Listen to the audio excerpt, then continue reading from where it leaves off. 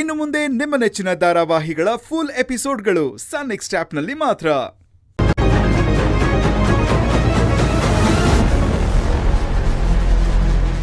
ನಮಸ್ಕಾರ ಸರ್. ನಮಸ್ತೆ ಧನುಷ್, ಬನ್ನಿ. ಮೇಡಮ್ ಇದನ್ನೆಲ್ಲ ನಿಮಗೆ ಕೊಡೋದಕ್ಕೆ ಹೇಳಿದ್ರು ಸರ್. ಅದರಲ್ಲಿ ಏನಿದೆ ಧನುಷ್? ಇದನ್ನ ನೀವೇ ತೆಗೆದು ನೋಡಿದ್ರೆ ಚೆನ್ನಾಗಿರುತ್ತೆ ಸರ್.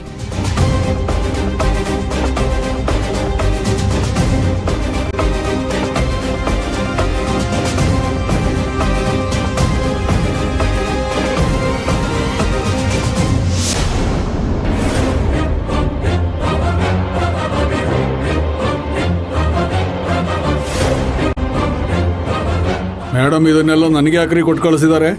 ಮತ್ತಿನ್ನೇನು ಸರ್, ಅವ್ರ ಮದ್ವೆ ಬೇರೆಯವ್ರ ಜೊತೆ ನಿಶ್ಚಯ ಆಗಿದೆ. ಅದೆಲ್ಲ ನಿಮಗೆ ಗೊತ್ತಿದ್ರು ಏನು ಮಾಡದೆ ಸುಮ್ಮನೆ ಇದ್ದೀರಲ್ಲ ಸರ್.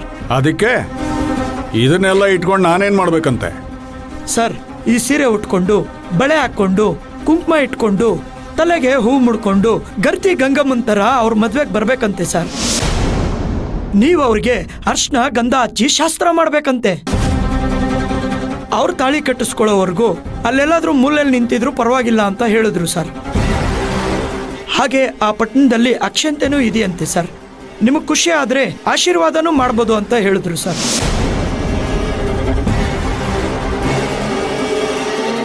ಮತ್ತೇನ್ ಹೇಳಿದ್ರು ನಿಮ್ ಮೇಡಮ್ಮು?